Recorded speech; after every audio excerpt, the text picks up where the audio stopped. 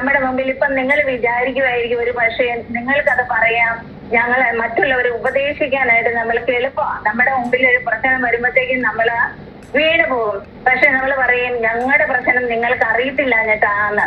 പക്ഷെ ഞാൻ ഇതിനു മുൻപും പറഞ്ഞിട്ടുണ്ട്, എന്റെ അറിയാത്തവർക്ക് വേണ്ടിയിട്ട് ഒരു ചെറുതായിട്ട് ഞാൻ പറയാൻ ആഗ്രഹിക്കുന്നു. നിങ്ങൾ പറയുമായിരിക്കും എന്റെ വീട്ടിൽ ഇന്ന പ്രശ്നമുണ്ട്, എന്റെ ഭർത്താവ് ശരിയല്ല, എന്റെ അമ്മ കേൾക്കൂടി കർത്താവിന്റെ തിരുവചനം ധ്യാനിക്കുവാൻ, ആ നാമത്തെ ഉയർത്തുവാൻ എനിക്ക് തന്ന അവസരത്തിനായി ഞാൻ ദൈവത്തോട് നന്ദി പറയുന്നു. അതിന് മാറ്റിയ പാസ്റ്റർ ആണിക്കും കുടുംബത്തിനുമായി നന്ദി പറയുന്നു, സ്തോത്രം ചെയ്യുന്നു. അതുപോലെ കൂടി വന്നിരിക്കുന്ന വചനം കേൾക്കുവാൻ കൂടി വന്നിരിക്കുന്ന എല്ലാ ദൈവമക്കളെയും സമർപ്പിച്ച് പ്രാർത്ഥിക്കുന്നു, സ്തോത്രം ചെയ്യുന്നു. ഹല്ലേലൂയ. ഇന്ന് നമ്മുടെ ചിന്തയ്ക്കായിട്ട് എന്റെ ദൈവം വലിയവൻ. നമുക്ക് എത്ര പേർക്ക് വിശ്വാസത്തോടെ ഉറപ്പോടുകൂടി പറയാൻ പറ്റും എന്റെ ദൈവം വലിയവനല്ല? നമ്മൾ ഓരോരുത്തരും പറയണം.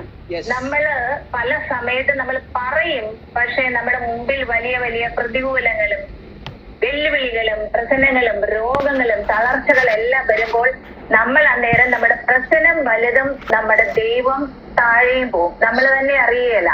നമ്മൾ എപ്പോഴും പറയണം എന്റെ ദൈവം വലിയവൻ, എന്റെ ദൈവം വലിയവൻ എന്ന് എപ്പോഴും നമ്മൾ വിളിച്ചു പറയണം.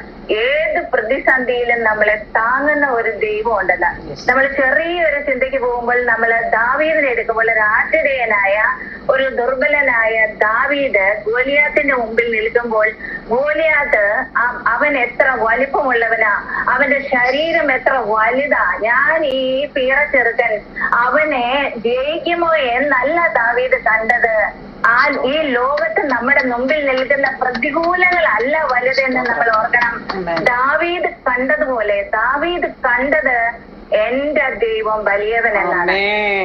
ആ ദൈവം വലിയവനാണെങ്കിൽ ഈ ഗോലിയാത്ത് നമ്മുടെ മുമ്പിൽ നിൽക്കുന്ന ഗോലിയാത്തിനെ പോലുള്ള പ്രശ്നങ്ങള്, നമ്മുടെ മുമ്പിൽ നിൽക്കുന്ന തകർച്ചകള്, നമ്മുടെ മുമ്പിൽ നിൽക്കുന്ന വേദനിപ്പിക്കുന്ന അനുഭവങ്ങള്, തള്ളിക്കളയുന്ന ഒറ്റപ്പെടുത്തുന്ന അനുഭവങ്ങള് നമ്മുടെ ജീവിതത്തിൽ വരുമ്പോൾ നമ്മൾ എന്താ പറയേണ്ടത്? എന്റെ കൂടെ ഇരിക്കുന്നവൻ വലിയവൻ, എന്റെ പ്രശ്നം ചെറുതാണ് എന്ന് നമ്മൾ ഓരോരുത്തരും വിശ്വസിക്കണം. നമ്മൾ ഉറപ്പുള്ളവരായിരിക്കണം. നമ്മൾ ഫിലിപ്പിയർക്ക് എഴുതിയ ലേഖനം 1-ാം അധ്യായം 4-ാം വാക്യത്തിൽ പറയുന്നു, നിങ്ങളിൽ നല്ല പ്രവൃത്തി ആരംഭിച്ചവൻ യേശുക്രിസ്തുവിന്റെ നാളോളം അതിനെ തികയ്ക്കുമെന്ന് ഉറപ്പായി വിശ്വസിക്കണം. നമ്മള് തന്നെ നമ്മുടെ ഇഷ്ടത്തിന് വന്നതല്ല. നമ്മൾ ജനിക്കുന്നതിന് മുന്നമേ നമ്മളെ കണ്ടതാണ്. നമ്മൾ വിശുദ്ധരായിരുന്നിട്ടല്ല നമ്മളെ ദൈവം തെരഞ്ഞെടുത്തത്. നമ്മൾ നല്ല വഴിയിലൂടെ നടന്നിട്ടല്ല ദൈവം നമ്മളെ തെരഞ്ഞെടുത്തത്. നമ്മളോട് ദൈവം കാണിക്കുന്ന സ്നേഹവും കരുണയും എല്ലാം കൊണ്ടാണ് നമ്മൾ ഇന്ന് ഇവിടെ ആയിരിക്കുന്ന. ആ പ്രവൃത്തിയാണ് ഏറ്റവും വലിയ നല്ല പ്രവൃത്തി എന്ന് ഞാൻ വിശ്വസിക്കുന്നു. നിങ്ങളും അതുപോലെ വിശ്വസിക്കുന്നു എന്ന് ഞാൻ കരുതുന്നു. നമ്മുടെ ചുറ്റുപാടുകളെ നമ്മൾ നോക്കണ്ട. ചുറ്റുപാടുകളെ നമ്മൾ നോക്കുമ്പോൾ നമ്മൾ തളർന്നു പോകും. നമ്മളിൽ ഉള്ളവൻ നമ്മളിൽ ഒരു വലിയ പ്രവൃത്തി ചെയ്യാൻ വേണ്ടി ഒരു നല്ല പ്രവൃത്തിക്ക് അടിസ്ഥാനം ഇട്ടിട്ടുണ്ട്. അതാണ് ഇന്ന് നമ്മൾ തിരുവചനത്തിന്റെ മുമ്പിൽ ഇരിക്കുന്ന ആ പ്രവൃത്തി എന്ന് പറയുന്നത്. ആ തിരുവചനത്തിന്റെ മുമ്പിൽ നമ്മൾ ഇരിക്കുമ്പോൾ അതിനെ തികയ്ക്കും എന്നുള്ള ഉറപ്പ് നമ്മളിലുണ്ടോ? നമുക്ക് എത്ര പേർക്ക് വിശ്വാസത്തോടെ പറയാൻ പറ്റും, ഉറപ്പോടെ പറയാൻ പറ്റും, എന്നിൽ നല്ല പ്രവൃത്തി ആരംഭിച്ചവൻ ക്രിസ്തുവിന്റെ നാളോളം അതിനെ തികയ്ക്കും എന്ന് നമ്മൾ ഉറപ്പോടെ പറയുന്നതായിരിക്കണം. ഈ ഉറപ്പ് എങ്ങനെയാണ് നമ്മൾക്ക് കിട്ടുന്നത്?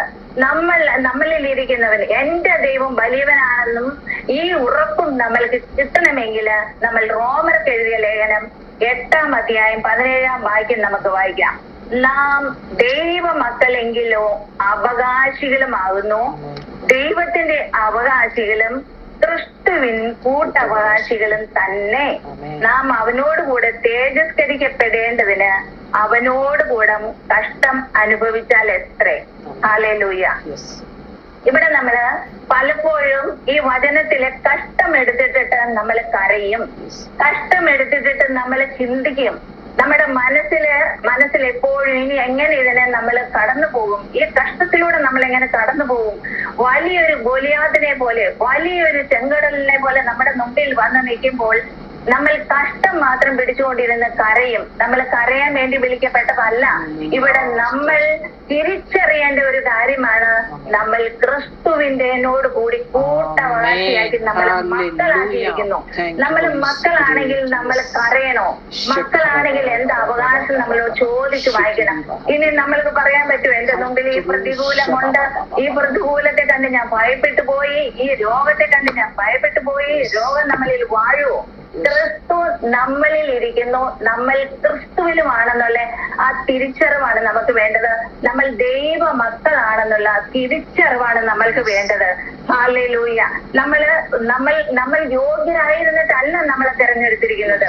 അയോഗ്യരായിരുന്ന നമ്മളെ ദൈവം നമ്മളെ വിളിച്ച് വേർതിരിച്ചു വെച്ചത് നമ്മളെ ദൈവ മക്കളാക്കിയാണ് നമ്മളെ നിർത്തിയിരിക്കുന്നത്.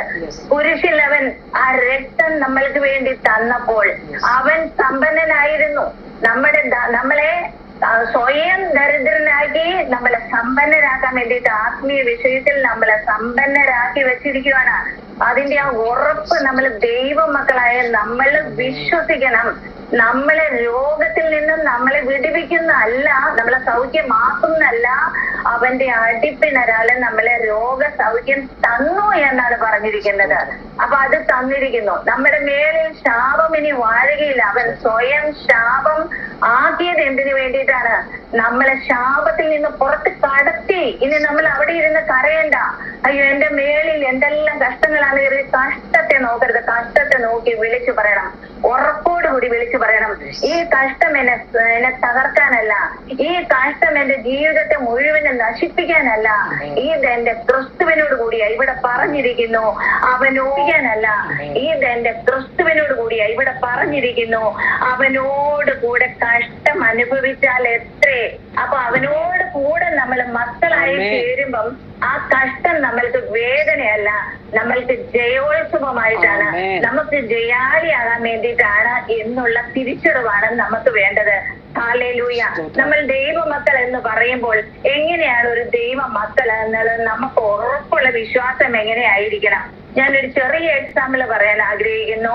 നമ്മൾ ആരെങ്കിലും ഒരു വാടക വീട്ടിൽ താമസിക്കുന്നു, നമുക്ക് 2-3 മക്കളുണ്ട്. അതിൽ ആ വാടക വീട്ടില് ഓരോ മാസം ആകുന്തോറും വാടക കൊടുക്കേണ്ട ഉത്തരവാദിത്തം മക്കൾക്കാണോ പേരൻസിനാണോ? നമ്മൾക്കല്ലേ. നമ്മൾ ആ വാടകയ്ക്ക് വേണ്ടിയിട്ട് നമ്മൾ പരിഭ്രമിക്കുമ്പോൾ നമ്മുടെ മക്കൾ ആരെങ്കിലും പരിഭ്രമിക്കാറുണ്ടോ? അയ്യോ വാടക കൊടുത്തില്ലല്ലോ എന്ന് പറഞ്ഞ് അത് പരിഭ്രമിക്കുന്നത് ആരാ? നമ്മുടെ അപ്പൻ. അപ്പൊ നമ്മുടെ അപ്പനോട് കൂടെ നമ്മൾ കഷ്ടത്തിലേക്ക് നമ്മൾ ചേർന്ന് കഴിയുമ്പം നമ്മൾ പരിഭ്രമിക്കണോ? വേണ്ട. നമ്മൾ എന്താണ്? ക്രിസ്തുവിൽ നമ്മൾ ആരാണ്? മക്കൾ, ജയാളികൾ. നമുക്ക് ആ സ്ഥാനത്തിലേക്ക്, ആ പദവിയിലേക്ക് ആരാ നമ്മളെ തന്നിരിക്കുന്നത്? കർത്താവിന്റെ കുരിശ് മരണത്തോടുകൂടെ നമ്മളെ മക്കളാക്കിയിട്ട്, നമ്മൾ പഴയ നിയമത്തിൽ കാണുന്നു, അടുക്കാൻ പാടില്ലാത്ത രീതിയിൽ നമുക്ക് അടുക്കാൻ പറ്റത്തില്ലായിരുന്നു.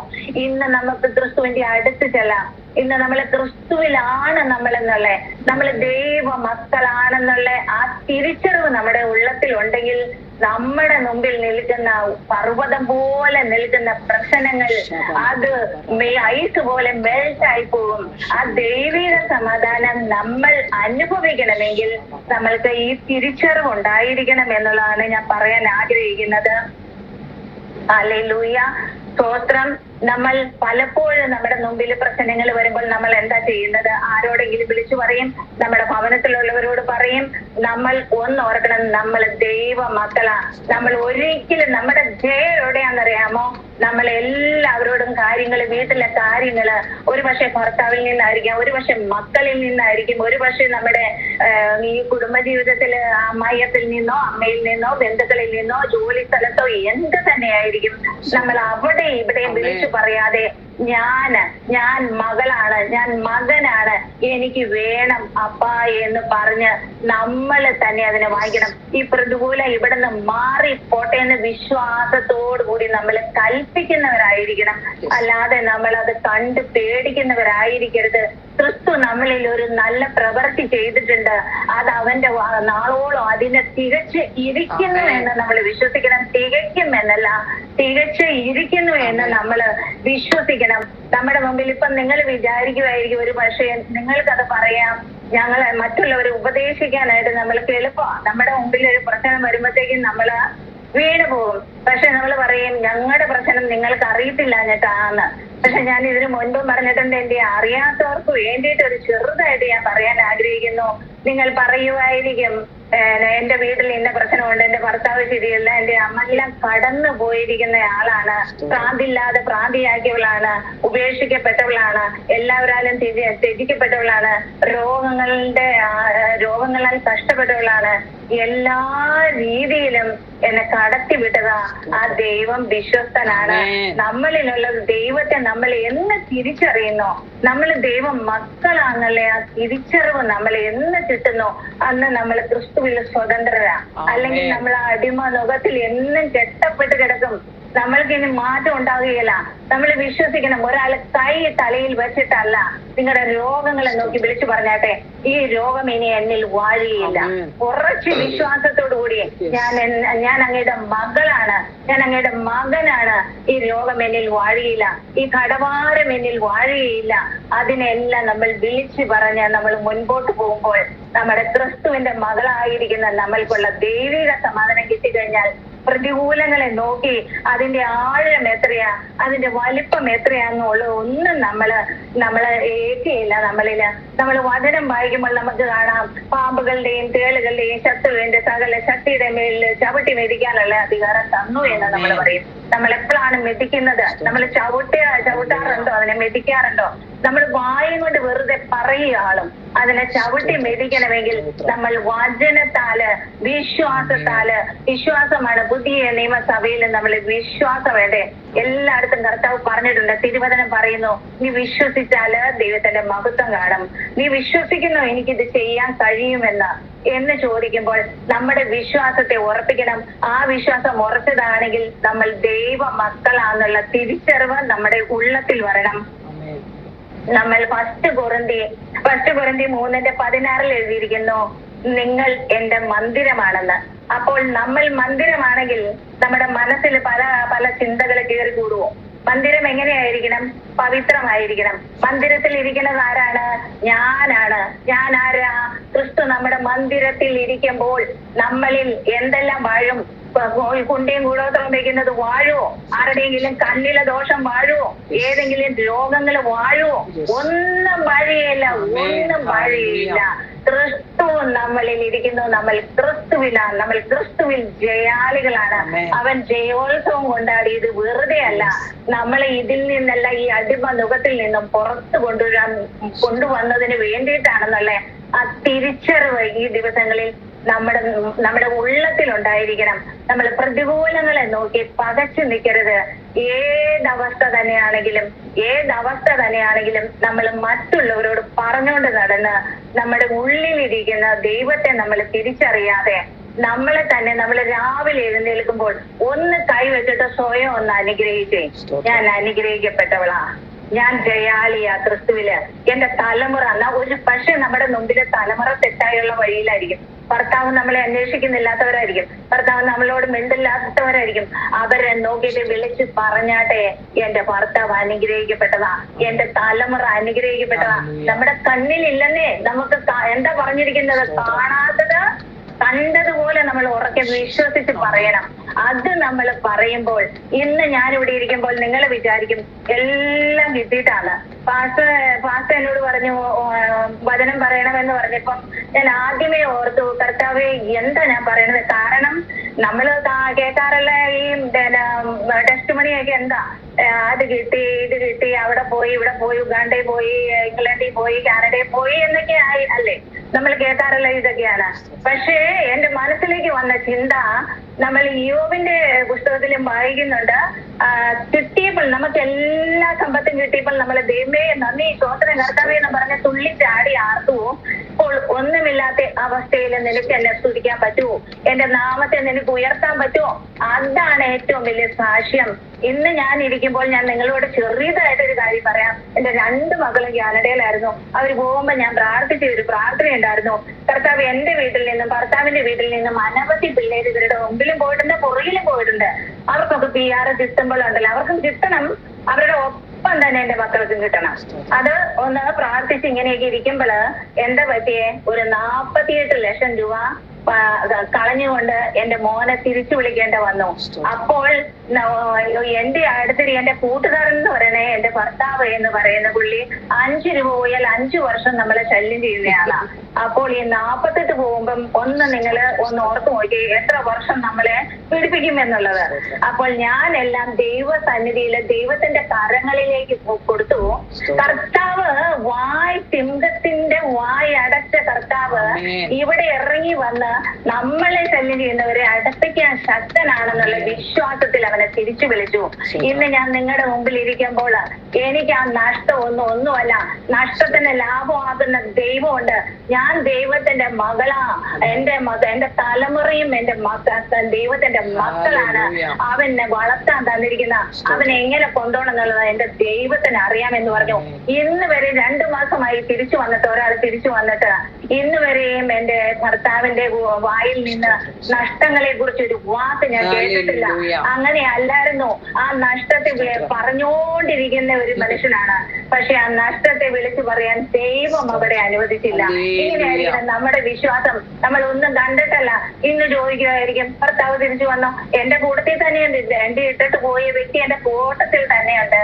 പക്ഷെ ഇവളും നമ്മൾ എന്താ നോക്കേണ്ടത്? പുള്ളിയുടെ തെറ്റുകളും കുറ്റങ്ങളും എല്ലാം നമ്മൾ കണ്ണും കൊണ്ട് നോക്കാൻ പോകരുത്. കർത്താവ് നോക്കുന്നവരുണ്ടെന്നേ. ആ കണ്ണ് എല്ലായിടത്തും ഉണ്ട്. നമ്മൾ പുറമേ നോക്കിക്കൊണ്ടിരിക്കും, കർത്താവ് ഉള്ളമയെ നോക്കിക്കൊണ്ടിരിക്കും. നമ്മൾ ദൈവ മക്കളാ, നമ്മൾക്ക് അവകാശികളാ.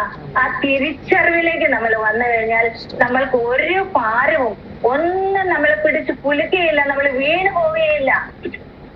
ഇന്ന് ഞാൻ നോക്കുമ്പോൾ എന്റെ മക്കളുടെ കൂട്ടത്തിൽ പോയവരും കൂട്ടത്തിൽ പോയവരും മുമ്പ് പോയവരും പിമ്പ് പോയവരും എല്ലാവരും അവിടെ സെറ്റിൽഡായി. എന്റെ മോനെ തിരിച്ചു വന്നിരിക്കുന്നത്. ഞാൻ ദൈവത്തോട് പ്രാർത്ഥിക്കുമായിരുന്നു, കർത്താവേ ഞാനല്ലേ വിശ്വാസി, എന്റെ മക്കളെയും കൂടി അവരുടെ കൂട്ടത്തിൽ കിട്ടണേ എന്ന്. എന്താ കിട്ടണേ എന്ന് പ്രാർത്ഥിച്ചത്? PR കിട്ടണേ. നമ്മുടെ ലക്ഷ്യം PR അല്ല. PR എവിടെ കിട്ടണം? സ്വർഗത്തിൽ കിട്ടണം. അവിടെ പോകാൻ നമ്മൾ പ്രാർത്ഥിക്കണം. കർത്താവേ നിന്റെ ഹിതം എന്താണ് അത് വെളിപ്പെടുത്തി തരാൻ വേണ്ടിയിട്ട് പ്രാർത്ഥിക്കണം. നമ്മൾ എങ്ങനെയുള്ളവരായിരിക്കണം? നമുക്ക് സിസ്റ്റങ്ങളല്ല, നമ്മുടെ സാക്ഷ്യം പൂർത്തീകരിക്കുന്നത് എപ്പോഴാ? നമുക്ക് കിട്ടാത്തപ്പോഴാ, നമുക്ക് ഒന്നുമില്ലാത്തപ്പോ നിൽക്കുമ്പോഴാ, ശൂന്യതയിൽ നിൽക്കുമ്പോഴാണ്. എന്നെ കേൾക്കുന്ന ദൈവമക്കളെ, നിങ്ങളിൽ ആരെങ്കിലും ശൂന്യതയിൽ ഇരിപ്പുണ്ടോ? നിങ്ങൾ ആരെങ്കിലും രോഗമായിട്ട് ഇരിപ്പുണ്ടോ? നിങ്ങൾ ആരുമില്ല, എനിക്ക് എന്നെ ഒറ്റപ്പെടുത്തി എന്നിരിപ്പുണ്ടോ? സന്തോഷിക്കുക ക്രിസ്തുവില. ഒറ്റപ്പെട്ടെങ്കിലേ ദൈവത്തോട് കൂടെ നടക്കാൻ പറ്റുള്ളൂ. നമ്മളെ കൂട്ടത്തിൽ കൂടുമ്പോ എല്ലാവരോടും ചേർന്ന് പോകാൻ എളുപ്പമാ. ഒറ്റപ്പെടുമ്പോ നമ്മളെ ദൈവത്തോടിരിക്കും, ദൈവത്തോട് അടുക്കും. അതിനു വേണ്ടി നമ്മളെ പണിയാൻ വേണ്ടിയിട്ട് ചിലപ്പോ കുശവനായിട്ടിരിക്കുന്ന മണ്ണെടുത്തിട്ട് അത് വളഞ്ഞു പോയ പാത്രമാണെങ്കിൽ വീണ്ടും അതിലേക്ക് വന്നിട്ടൊരു തട്ടൊക്കെ തരും. അത് ആ തട്ടിനെയൊക്കെ നമ്മൾ സന്തോഷിക്കണം. കാരണം നമ്മൾ ദൈവ മക്കളാ, നമ്മളിൽ ദൈവം ജീവിക്കുന്നു, നമ്മൾ ദൈവത്തിലാണ്. ക്രിസ്തു നമ്മളിലുള്ളപ്പോൾ ജയാളിയാണ്. നമ്മൾ തളർന്നു പോകാനല്ല, നമ്മൾ പോയി സൂസൈഡ് ചെയ്യാനുള്ളവരല്ല. ഒരു സമയത്ത് ചിന്തിച്ചിരുന്നു സൂസൈഡ് ചെയ്താലോ എന്ന്. ഒരു സമയത്ത് ഈ ജീവിതത്തിൽ നിന്ന് ഇട്ടെറിഞ്ഞിട്ട് പോയെങ്കിലോ എന്ന് വിചാരിച്ചു. പക്ഷെ സ്വർഗത്തിലെ ദൈവം എന്നെ മുന്നമേ കണ്ടതായാൽ ഇന്ന് എനിക്ക് കാണുന്ന ഭൗതിക ഒന്നുമല്ല, നേട്ടങ്ങളൊന്നുമല്ല, നഷ്ടം മാത്രമേ ഉള്ളൂ. അതൊന്നുമല്ല നമ്മളെ ദൈവത്തിലേക്ക് അടുപ്പിക്കുന്നത്. ദൈവം നമ്മളെ മുന്നമേ കണ്ടത് കൊണ്ട് നമ്മളെ ക്രിസ്തുവിൽ നമ്മുടെ മക്കളാണെന്നുള്ള തിരിച്ചറിവ് കിട്ടിയപ്പോൾ ഈ ലോകത്തിലുള്ളതെല്ലാം പൗലോസ് അപ്പോസ്തലൻ പറഞ്ഞതുപോലെ എല്ലാം ചപ്പും ചവറുമായിട്ട് എണ്ണിക്കളഞ്ഞു. പൗലോസ് അപ്പോസ്തലൻ നമ്മൾ അപ്പോസ്തല പ്രവൃത്തി വായിക്കുമ്പോൾ അപ്പോസ്തലന് ഒന്നുമില്ലായ്മ ഉണ്ടായിരുന്നോ? എല്ലാം ഉണ്ടായിരുന്നു. അതെല്ലാം ഉപേക്ഷിച്ചിട്ട് കർത്താവിൽ നടക്കാൻ തുടങ്ങിയപ്പോ പ്രതികൂലങ്ങൾ വന്നു. ആ യാത്രയിൽ നമുക്കറിയാം, കപ്പൽ യാത്രയില് എല്ലാം തകർന്നടിഞ്ഞു പോയപ്പോൾ ശൂന്യതയാ. അവിടെ ഒന്നും ലക്ഷ്യങ്ങളൊന്നുമില്ല, എല്ലാ വാതിലുകളും അടഞ്ഞിരിക്കുക. ഒന്നുമില്ലാത്ത അവസ്ഥയില് സ്വർഗദൂതൻ ഇറങ്ങി ചെന്നു എന്ന് നമ്മൾ തിരുവചനത്തിൽ നമ്മൾക്ക് വായിക്കാൻ പറ്റും. അവിടെ എഴുതിയിരിക്കുകയാണ്. അപ്പോസ്തല പ്രവൃത്തി 27-21 വാക്യത്തിൽ പറയുന്നു, എന്റെ ഉടയവനും ഞാൻ സേവിച്ചു വരുന്നവനുമായ ദൈവത്തിന്റെ ദൂതൻ ഈ രാത്രിയിൽ എന്റെ അടുക്കൽ നിന്നു എന്ന്. ഹല്ലേലൂയ. അപ്പോൾ ദൈവദൂതൻ നമ്മുടെ ഇടയ്ക്ക് ഇറങ്ങി വരണമെങ്കിൽ നമ്മൾ പ്രശ്നത്തെ നോക്കി അത് വലിയവൻ, പ്രശ്നത്തെ മോളി കയറ്റി വെച്ചിട്ട് ക്രിസ്തുവിനെ നമ്മൾ താഴേക്ക് ഇറക്കരുത് ഒരിക്കലും. ക്രിസ്തു നമ്മുടെ മുകളിലായിരിക്കണം. ക്രിസ്തു നമ്മൾക്ക് വേണ്ടിയിട്ട് എല്ലാം സാധിച്ചു തന്നിരുന്നു. ഇനി നമ്മളിൽ അത് വെളിപ്പെട്ട് വരണം, അത്രയേ ഉള്ളൂ. ആ വെളിപ്പെട്ട് വരണമെങ്കിൽ എന്ത് ചെയ്യണം? നമ്മൾ താഴ്മയോടെ ഇരിക്കണം, ദൈവസന്നിധിയിൽ ഇരിക്കണം. പ്രിയരെ, നമ്മുടെ ജീവിതം തീർന്നു എന്ന് നിങ്ങൾ ആരും ചിന്തിക്കരുത്.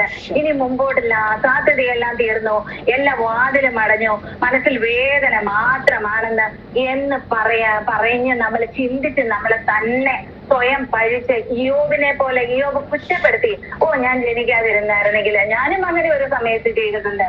അങ്ങനെ ആയിരിക്കരുത്. ഇയ്യോബിന്റെ ഉള്ളിൽ വന്നതുപോലെ ആ അവിശ്വാസം വരരുത്. ഇയ്യോബ് വിചാരിച്ചത് സംഭവിച്ചു എന്ന് പറയുന്നത് പോലെയുള്ള അവിശ്വാസങ്ങളൊന്നും നമ്മുടെ ഉള്ളത്തിൽ വരരുത്. നമ്മൾ ദൈവമക്കളാ. നമ്മുടെ വാടക കൊടുക്കുന്നേ നമ്മുടെ പിതാവ്. നമ്മൾ ആ വാടകയ്ക്ക് വേണ്ടിയിട്ട് നമ്മൾ എന്തിനാ എപ്പോഴും ഇങ്ങനെ ഇരുന്നോണ്ട് പറയുന്നത്? ഇങ്ങനെ വിഷമിച്ചിരിക്കുന്ന എന്തിനാ? നമ്മൾ ക്രിസ്തുവിൽ സന്തോഷിക്കണം. സന്തോഷിക്കുന്ന എപ്പോഴാണ്? നമ്മൾ ക്രിസ്തുവിൽ നമ്മൾ ദൈവമക്കളാന്നുള്ള തിരിച്ചറിവ് നമ്മളിൽ വരുമ്പോഴാണ്. ഇനി നമ്മുടെ ഉള്ളത്തിൽ ഭയം വാഴുവോ? ഈ ഭയത്തിന് ഇനി സ്ഥാനമുണ്ടോ? ഇനി നമ്മുടെ ഭാവിയെ ആരുടെ കയ്യിലാ? നമ്മുടെ ഭാവിയെ, നമ്മുടെ തലമുറയുടെ ഭാവിയെ, നമ്മുടെ ഭർത്താവ്, നമ്മുടെ അമ്മായിമ്മ, നമ്മുടെ എല്ലാവരും ആരുടെ കയ്യിലാ? കർത്താവിന്റെ കരങ്ങളിൽ കൊടുത്തു കഴിഞ്ഞിട്ട് ഇനി നിരാശയ്ക്ക് അവിടെ സ്ഥാനമുണ്ടോ? നിരാശയല്ല, പ്രത്യാശയാ. പ്രത്യാശ എന്തായിരിക്കണം? ഈ ഭൂമിയിലുള്ള ദൈവമകളെ നമ്മൾ ഒരുപാട് കാര്യങ്ങളൊക്കെ നമ്മൾ ഓർത്ത് വ്യാകുലപ്പെടും. ഇല്ലല്ലോ എന്ന് അവൻ നമുക്ക് ഇന്ന് ഭക്ഷണം കഴിക്കാൻ ഇല്ലേ? അവൻ ദരിദ്രനായത് നമ്മൾക്ക് വേണ്ടിയിട്ടാ, നമ്മളെ സമ്പന്നരാക്കാൻ. ആ ദൈവത്തെ ഒന്ന് വിളിച്ച് അവിടെ ഭക്ഷണം കൊണ്ടു തരുന്നേ. ഏലിയാവിന് കൊടുത്ത ദൈവം ഇന്നും ജീവിക്കുന്ന ദൈവം. അവൻ അസാധ്യമായിട്ടൊന്നുമില്ല. നമ്മളെ മാത്രമല്ല സൃഷ്ടിച്ചിരിക്കുന്ന ഈ അഖിലാണ്ടത്തെ മുഴുവനും സൃഷ്ടിച്ച സർവ്വചരാചരനായ ദൈവത്തിന് നമ്മൾക്ക് ഒരു നേരത്തെ ഭക്ഷണം തരാൻ കഴിയില്ലേ? തിരുവചനത്തിൽ പറയുന്നത് നിനക്ക് കുടിക്കാനും തിന്മാനും കുടിക്കുവാനും ഉണ്ടെങ്കിൽ നീ എന്താ സംതൃപ്തിയോടെ ഇരിക്കണം, തൃപ്തിയോടെ ഇരിക്കണം എന്ന് പറയണേ. നമ്മൾ പലപ്പോഴും നമ്മൾ ഉലച്ചു പോകാറുണ്ട്, നമ്മൾ പലപ്പോഴും വഴുതി പോകുമെന്ന് തോന്നാറുണ്ട്. അന്നേരം എല്ലാം ദൈവത്തിന്റെ കരം നമ്മളോട് കൂടെ ഇരിക്കുന്നതിനാല്, നമ്മളെ അവന്റെ ആ ചിറകിന്റെ അടിയിൽ നമ്മളെ കാക്കുന്നത് കൊണ്ടാ. അല്ലെങ്കിൽ മരണം എത്രയോ പ്രാവശ്യം നമ്മളെ ഇവിടുന്ന് മാറ്റപ്പെടുത്താമായിരുന്നു. എപ്പോഴോ റോഡിൽ കൂടി പോകുമ്പോൾ ആക്സിഡന്റ് ഉണ്ടാകാമായിരുന്നു. എപ്പോഴോ നമ്മളെ ഇവരെല്ലാം തല്ലിക്കൊല്ലാമായിരുന്നു. നിങ്ങൾ വിചാരിക്കുന്നത് പോലെ എല്ലാം കിട്ടിയിട്ടല്ല ഇനി ഞാൻ ഇവിടെ ഇരിക്കുന്നത്. എന്നെ തല്ലിക്കൊല്ലാൻ ശ്രമിച്ചു, കൊന്നില്ല. എന്നെ കൊല്ലാൻ ശ്രമിച്ചിട്ടും ഭ്രാന്തിയാക്കാൻ ശ്രമിച്ചിട്ടും എന്നെ ഉപേക്ഷിച്ചിട്ടും എന്നെ എല്ലാം ചെയ്തിട്ടും ഇന്ന് ഞാൻ ആ ഭവനത്തിൽ തന്നെ ഞാൻ എന്റെ ഭർത്താവിനോടും മക്കളോടും കൂടെ ഇരിക്കുന്നുണ്ടെങ്കിൽ അത് എന്റെ മിടുക്കല്ല. ഞാൻ വലിയ ഭക്തികാരിയായിട്ടല്ല, ഞാൻ വിശുദ്ധിയായിട്ടല്ല, എന്റെ പ്രാർത്ഥനയുടെ വലിപ്പമല്ല. ആ ദൈവം നമ്മളെ സ്നേഹിച്ചത് കൊണ്ടാ. അതെന്തുകൊണ്ടാണ്? നമ്മൾ ആ ദൈവത്തിന്റെ മക്കളാ. ആ തിരിച്ചറിവ് നമ്മുടെ ഓരോരുത്തരുടെ ഉള്ളിലും ഉണ്ടായിരിക്കട്ടെ. നമ്മൾ ഒരു പ്രശ്നത്തെ നോക്കി നമ്മൾ ഭയപ്പെട്ടു പോകണ്ടാകട്ടോ. നമ്മൾ പ്രശ്നത്തെ നോക്കി നമ്മൾ കരയുണ്ടാകട്ടോ.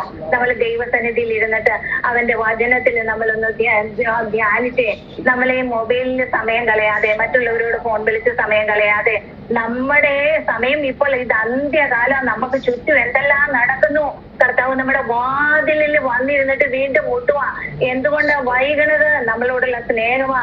ആരെങ്കിലും ആ വാതില് തുറന്ന് അവനോടുകൂടെ ഭക്ഷിക്കാൻ ഇരിക്കട്ടെ എന്ന് കരുതിയിട്ടാ. ആ ദൈവം നമ്മളെ സ്നേഹിക്കുന്നതിന്റെ ആഴം മനസ്സിലാക്കണമെങ്കിൽ നമ്മൾ ദൈവ മക്കളാന്നുള്ള ആ തിരിച്ചറിവ് നമ്മളുടെ ഉള്ളത്തിൽ ഉണ്ടായിരിക്കണം. ഇനി ഭയം നമ്മളെ വാഴരുത്. നമ്മൾ വിളിച്ചു പറയണം. രാവിലെ എഴുന്നേറ്റ് നമ്മളെ തന്നെ സ്വയം അനുഗ്രഹിക്കണം. നമ്മുടെ ജീവിതത്തിൽ എന്തെങ്കിലും കുറവുകൾ ഉണ്ടെങ്കിൽ അതിനെ തിരുത്തണം. നമ്മുടെ ശരീരത്തിൽ എന്തെങ്കിലും രോഗങ്ങളുണ്ടെങ്കിൽ രോഗത്തെ നോക്കി വിളിച്ചു പറഞ്ഞാട്ടെ, ഇതിന് നിനക്ക് സ്ഥാനമില്ല. എന്റെ ഉള്ളിൽ വസിക്കുന്നവൻ നിന്നേക്കാൾ വലിയവനാ, വിട്ടുപോ രോഗമേ എന്ന് പറഞ്ഞ് ശാസിച്ചാട്ടെ. എന്റെ ഈ പറഞ്ഞ കാര്യങ്ങളെല്ലാം എന്റെ ജീവിതത്തിൽ, ഞാൻ ഓരോ ദൈനംദിന ജീവിതത്തിൽ ഞാൻ ചെയ്യുന്ന കാര്യങ്ങളാ. അതിൽ എനിക്ക് ജയാളിയാകാൻ കഴിയുന്നുണ്ട്. നമുക്ക് ചുറ്റും നോക്കുമ്പോൾ, നമുക്ക് ഭവനത്തിൽ നോക്കുമ്പോൾ, പുറത്ത് നോക്കുമ്പോൾ, അകത്ത് നോക്കുമ്പോൾ എല്ലാം നമ്മൾക്ക് ശൂന്യത കാണാം. പക്ഷെ നമ്മുടെ ഹൃദയം ശൂന്യതയായിരിക്കരുത്. എന്തിനു വേണ്ടി ശൂന്യതയായിരിക്കണം? ക്രിസ്തുവിന് വേണ്ടിയിട്ട് ശൂന്യമാക്കി കൊടുത്തേ. ആ പടക് കാലിയാക്കി കൊടുത്തേ. ക്രിസ്തു നമ്മളിൽ വസിച്ചു കഴിഞ്ഞിട്ടുണ്ടെങ്കിൽ നമ്മൾ ദൈവ മക്കളാന്നുള്ള തിരിച്ചറിവ് നമ്മൾക്ക് ദൈവം തരും. ആ തിരിച്ചറിവിലൂടെ നമ്മൾക്ക് ഏത് പ്രതിസന്ധിയെയും അതിജീവിക്കാൻ കഴിയുമെന്ന് എന്നെ ജീവിതത്തിൽ പഠിപ്പിച്ചു. അതുപോലെ തന്നെ ഞാൻ ഇത്രയൊക്കെ പറയാൻ നിങ്ങളുടെ മുമ്പിൽ ഇരിക്കുന്നത് വലിയ വചന പാണ്ഡിത്യം ഉണ്ടായിട്ടല്ല. ഞാനും ഒരിക്കൽ തളർന്നു കുത്തിയിരുന്നയാളാ. അന്ന് ഈ പാസ്റ്റർ റാണിയിലൂടെ കേട്ട വചനങ്ങളും ഓരോ വെളിപ്പെടുത്തലുകളും ഓരോ ധൈര്യം തന്നതും എല്ലാം എനിക്ക് ഇന്നും വിട്ട് കളയാതെ, ഒരുപക്ഷെ ഞാൻ മീറ്റിങ്ങിൽ കയറാറില്ല, ഒരുപക്ഷെ ഞാൻ ഇരിക്കുന്നുണ്ടെങ്കിലും എന്റെ വിശ്വാസത്തെ മുറുകി പിടിച്ചുകൊണ്ട് അതിൽ ഇന്ന് ഒരു 30 അല്ല 100 മേനിയിലേക്ക് പോകാൻ നമ്മൾക്ക് കഴിയുന്നുണ്ട്. ആ തന്ന വചനങ്ങള് നമ്മുടെ ഉള്ളില് നശിച്ചു പോകാതെ അത് ആഴത്തില് നല്ല അടിസ്ഥാനമുള്ളതായിട്ട് ഇട്ടത് കൊണ്ടാണ് ഇന്ന് നിങ്ങളുടെ മുമ്പിൽ ഇരിക്കുന്നത്. എനിക്ക് ഒരു വചന പാണ്ഡിത്യം ഉണ്ടായിട്ടല്ല എന്ന് നിങ്ങളോട് പറയാൻ ആഗ്രഹിക്കുന്നു. ഈ പാസിലൂടെ കേട്ട ഓരോ വചനങ്ങളും എന്നെ ബലപ്പെടുത്തിക്കൊണ്ടിരുന്നതും അതെല്ലാം ഇന്നും എന്നില് നിറഞ്ഞു കിടപ്പുണ്ട്. ക്രിസ്തുവിന് നമ്മൾ സ്ഥാനം കൊടുത്താട്ടെ. നമ്മൾ ഓരോരുത്തരും ഇന്ന് കരയാനുള്ളവരല്ല, നമ്മൾ ദൈവമക്കളാ. നമ്മളെ ദൈവമക്കളായിട്ട് തിരഞ്ഞെടുത്തിട്ടുണ്ടെങ്കിലുണ്ടല്ലോ അവകാശിയാ. ആ അവകാശം നമ്മൾക്ക് തരും. പക്ഷെ നമ്മൾ എന്തായിരിക്കണം? നമ്മൾ മകളാണെങ്കിൽ ദൈവ അപ്പന്റെ താഴെ ഒന്ന് ഇരിക്കണം. ഒന്ന് താഴ്ത്തി കൊടുത്താട്ടെ നമ്മളെ ഓരോരുത്തരെയും. ഹല്ലേലൂയ. ഈ വചനങ്ങളാൽ എല്ലാവരെയും ദൈവം ധാരാളമായിട്ട് അനുഗ്രഹിക്കട്ടെ. ഒരു പാട്ടാണ് എനിക്ക് ഓർമ്മ വന്നത്. ഭയമോ ഇനി എന്നിൽ സ്ഥാനമില്ല, എൻ ഭാവിയെല്ലാം